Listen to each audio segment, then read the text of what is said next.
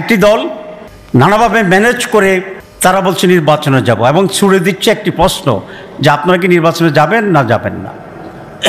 নির্বাচনে যাব কি যাব না এটা তো আজকে দেশের মৌলিক প্রশ্ন নয়। এদেশের মানুষের মৌলিক প্রশ্ন হচ্ছে সংস্কার চান কি না, না আগের সেই আওয়ামী যুগের আওয়ামী জাহিলিয়াতের দিকে আপনি ফিরে যেতে চান। আজকের প্রশ্ন হচ্ছে ঐকমত্যের যেগুলোতে আমরা হয়েছি সেগুলোর আইনি ভিত্তি হবে কি হবে না, তার ভিত্তিতে নির্বাচন হবে কি হবে না, এটা আজকে জাতির প্রশ্ন। এখানে দ্বিভাগে বিভক্ত হয়ে গেছে জাতি। এক ভাগ কোনো সংস্কার চায় না, তারা চায় জেনেতনভাবে একটা নির্বাচন করার জন্য। যদি তাই হয় তাহলে রক্ত দেওয়া কেন? যদি তা হয় তাহলে জীবন দেওয়া কেন? যদি তা হয় 5ই অগস্ট কেন? যদি তাই হয় 5ই অগস্টের প্রোডাক্ট আজকে ডক্টর ইউনূস ওই চেয়ারে বসছেন কীভাবে?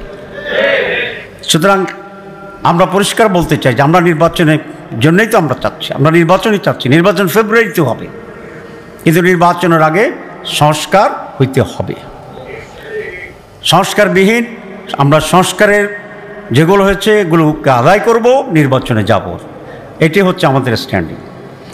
কারণ আপনারা জানেন যে ঈমানের 3টি অংশ: মুখে স্বীকার করা, মনে মনে ধারণ করা, কার্যে পরিণত করা। সংস্কারেরও 3টি অংশ। একটা হচ্ছে ঐকমত্য হওয়া, 2 এগুলোকে আইনি ভিত্তি দেওয়া, 3 তার ভিত্তিতে নির্বাচন হওয়া। এখন পর্যন্ত কি হয়েছে? ঐকমত্য হয়েছে। আমি যদি ধরে নিই with some differences does not matter, তাহলে ঐকমত্য হয়েছে। তারপরটা কি? আইনি ভিত্তি দেওয়া। তারপরটা কি? এটার ভিত্তিতে, তাহলে ঈমান পরিপূর্ণ হয়নি এখন, ঠিক আছে? সুতরাং আমি মৌলিকভাবে যেটা বলতে চাই সেটা হচ্ছে আমাদের যে সমস্ত বিষয়ে রিফর্মসের ঐকমত্য হয়েছে সেটার আইনি ভিত্তি হবে, সেটার ভিত্তিতেই নির্বাচন হবে ইনশাআল্লাহ। 2 পিয়ার। পিয়ার তো নিশ্চয়ই অনেক কথা বলা হয়েছে। প্রথম প্রশ্ন আমার, যারা পিয়ার চাচ্ছেন না, যে আপনার পিয়ারের অসুবিধা কি এটা বলেন। আমরা তো বলছি এটা সুবিধা, অসুবিধা বলেন। আসেন ডিবেট করি।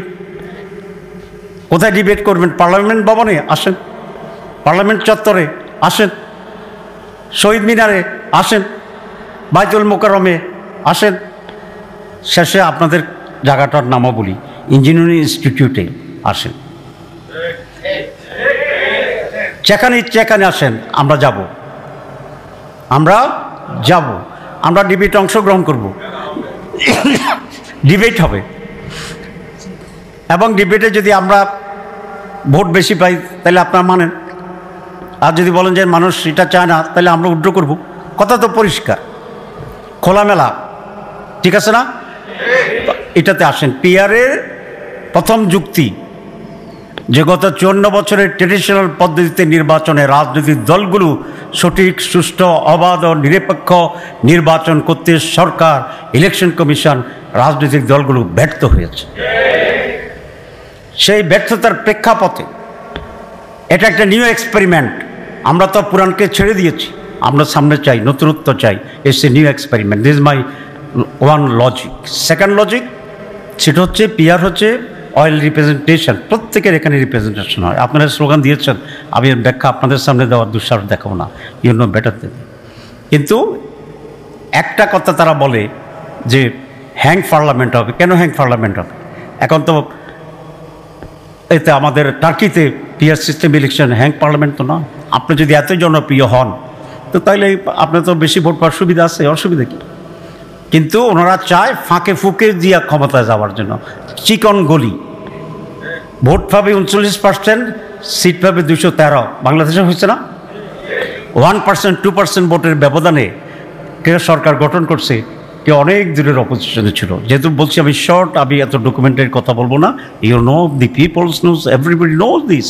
সুতরাং ওনারা চেষ্টা করবে যে কম জনপ্রিয়তা নিয়ে কেন্দ্র দখল করে আবার মানুষকে বিভ্রান্ত করে আবার ভোট কিনে আবার ক্ষমতায় চলে যাওয়ার জন্য। বাংলাদেশের মানুষের রুচি পরিবর্তন হয়েছে, এটা আপনাদেরকে বুঝতে হবে। জনগণ এরকম চোরাবালির রাজনীতির খেলা ইনশাল্লাহ হতে দেবেন না। আমি সকল রাজনৈতিক দলের কাছে আবেদন জানাতে চাই বাংলাদেশে অতীতে যাই হয়েছে এনাফ ইজ এনাফ। প্লিজ আসুন আমরা সকলে মিলে পজিটিভলি নিজ পায়ে দাঁড়িয়ে এই বাংলাদেশকে কিভাবে গড়া যায় সেই ডিসকাশন করি। আমরা কিভাবে একটা অবাধ ও সুষ্ঠু সকলে মিলে নির্বাচন করা যায় সে নিয়ে আলোচনা করি, খোলামেলা আলোচনা করি।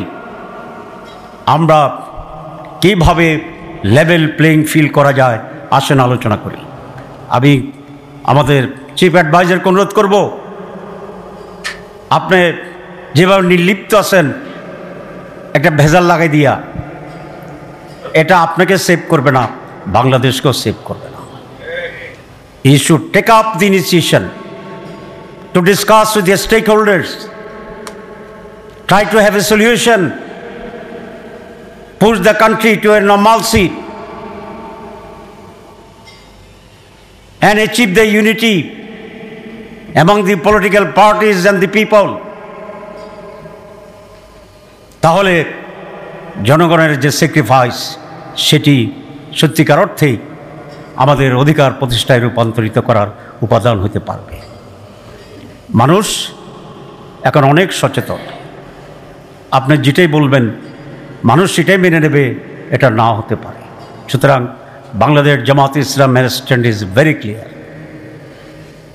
আমরা দুর্নীতিমুক্ত বাংলাদেশ চাই। আসুন একই সবাই মিলে হাতে হাত ধরে মানুষকে বলি, সব দল, যে আমরা দুর্নীতিমুক্ত বাংলাদেশ চাই। তো যারা এটা বলবে না তাহলে তারা দুর্নীতিযুক্ত বাংলাদেশ কন্টিনিউ করতে চায়। দুর্নীতিমুক্ত বাংলাদেশ বলতে মানুষকে অঙ্গীকার করতে অসুবিধা কোথায়? ব্যাখ্যা করুন। আসুন সকলে মিলে আমাদের জন্য অধিকতর অ্যাকসেপ্টেবল কোনটি সেটাও আমরা গ্রহণ করি, এর বিকল্প নেই। কেউ যদি মনে করেন ক্ষমতায় চলে গেছেন তাহলে কিন্তু ক্ষমতার রাজনীতি আপনাদের জন্য ডিফিকাল্ট হবে।